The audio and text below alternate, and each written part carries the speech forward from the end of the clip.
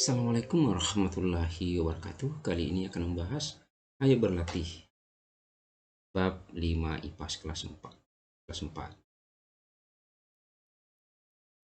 Berilah tanda cinta pada kenyataan yang benar tentang bentang alam di wilayah daratan. Yang A. Gunung memiliki ketinggian kurang dari 500 meter di atas permukaan laut. Ini jelas salah pernyataannya. Tanah subur di dataran tinggi cocok dimanfaatkan sebagai lahan pertanian. Benar.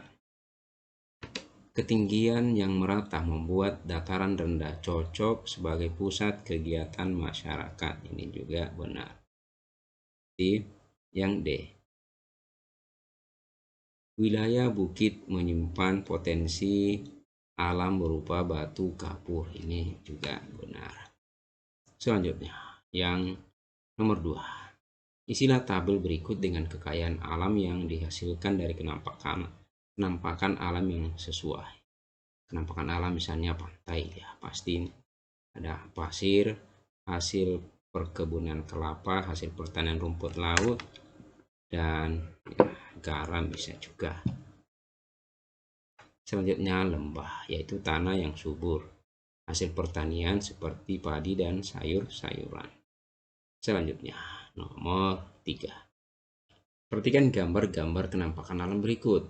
Tulislah nama kenampakan alam, kekayaan alam yang dimiliki, serta contoh pemanfaatannya. Contohnya misalnya pantai atau pesisir pantai. Kekayaan alam yang dimiliki yaitu ada garam, ada air dan air laut. Bentuk pemanfaatannya yaitu air laut dibudidayakan menjadi garam. Kemudian yang B, kenampakan alam dataran tinggi. Kekayaan alam yang dimiliki ada tanah yang subur, bisa juga tanah yang indah. Bentuk pemanfaatannya adalah tanah diolah dalam kegiatan pertanian atau perkebunan. Nah, ini bisa juga ada jawaban yang lain yang benar. Selanjutnya, nomor 3. Lengkapilah tabel dengan kekayaan alam yang dimanfaatkan pada setiap kenampakan alam berikut. Nah, kenampakan alam seperti dataran rendah, kekayaan alam yang dimanfaatkan yaitu tanah yang landai, atau tanah yang agak rata. Dataran tinggi yaitu misalnya tanah dan iklim yang sejuk. Laut bisa juga hasil laut atau misalnya ikan dan rumput laut. Sungai, aliran sungai dimanfaatkan sebagai irigasi lahan pertanian dan transportasi air dan sebagainya. Rawa, aliran air dan tanah di rawa. Nah, ini juga misalnya kekayaan alam yang dimiliki, bisa juga ada jawaban yang lebih baik juga. Selanjutnya, yang nomor 5.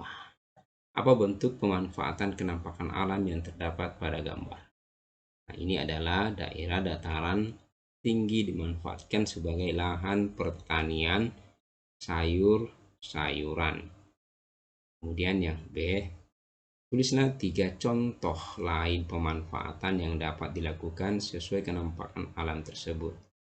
Yaitu dataran tinggi dapat dimanfaatkan sebagai lahan perkebunan teh, tempat peristirahatan dan peternakan sapi perah. Nah, ini salah satu contoh, hanya sebagian contoh saja. Mungkin ada contoh-contoh yang lain. Selanjutnya, nomor 6. Tempat tinggal kalian tentu memiliki potensi alam yang dapat dimanfaatkan oleh masyarakat sekitar. Bagaimana ciri-ciri kenampakan alam tempat tinggal kalian? Nah, ini.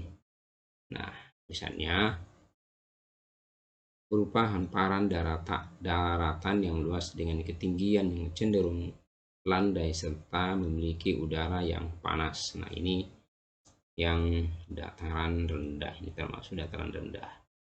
Kemudian, apa saja pemanfaatan kenampakan alam yang dilakukan di masyarakat sekitar? Nah, ini misalnya membangun pusat kegiatan seperti pasar, gedung perkantoran, pusat perbelanjaan, dan sebagainya. Kemudian yang C, tulislah keunikan penampakan alam tempat tinggalmu dalam sebuah paragraf singkat. Nah, bisa juga misalnya contohnya saja, aku tinggal di Makassar. Kota Makassar merupakan wilayah dataran rendah yang berbatasan langsung dengan pesisir pantai dan laut. Kota Makassar memiliki ketinggian yang cenderung rata sehingga dimanfaatkan sebagai pusat kegiatan masyarakat seperti pusat pemerintahan, kesehatan, dan perbelanjaan. Demikian. Nah, selanjutnya ayo berlatih di halaman berikutnya, yaitu Indonesia memiliki kearifan lokal yang beragam. Nah, apa yang dimaksud dengan kearifan lokal? Nah, itu kearifan lokal adalah gagasan atau pandangan hidup masyarakat yang diwariskan secara turun-temurun di suatu daerah. Yang B, tulislah kearifan lokal yang ada di daerah tempat tinggalmu ya ini. Contohnya saja misalnya grebek Syawal yang biasanya diselenggarakan setiap 1 Syawal. Apa fungsi kearifan lokal tersebut bagi masyarakat setempat? Nah, ini misalnya mengembangkan kebudayaan dan ilmu pengetahuan kepada generasi selanjutnya. Selanjutnya, nomor 2. Setiap wilayah memiliki kearifan lokal yang dilaksanakan dan ditaati oleh masyarakat setempat. Yang A, mengapa masyarakat harus menaati kearifan lokal di suatu tempat? Nah, karena sebagai wujud menghargai kearifan lokal dan penduduk sekitar. Yang D, bagaimana caramu menghargai kearifan lokal di wilayah tempat tinggalmu? Itu caranya, yaitu misalnya mengikuti pelaksanaan kearifan lokal, menyaksikan jalannya pelaksanaan kearifan lokal dengan tertib, dan tidak melakukan tindakan yang bertentangan dengan kearifan lokal. Selanjutnya, nomor 3. Nah, nomor 3. Sebelum menjawab soal nomor 3, baca berikut teks dengan seksama tentang suku Baduy. Nah, ini setelah dibaca teks tersebut, coba dijawab pertanyaan berikut. Yang A, apa yang kamu ketahui tentang Pikukuh Karuhun? Pikukuh Karuhun merupakan kearifan lokal suku Baduy berupa tata aturan kehidupan yang sudah berlaku secara turun-temurun. Selanjutnya yang B, jika kamu mengunjungi Baduy, apa saja hal yang harus kamu lakukan sesuai kearifan lokal setempatnya? Ya, salah satunya adalah menjaga kebersihan lingkungan Baduy, tidak menggunakan teknologi kimia, dan menghargai adat istiadat yang ada di Baduy. Nah, ini selanjutnya yang B, maaf yang C. Nah, apa saja aturan yang terdapat pada Pikukuh Karuhun?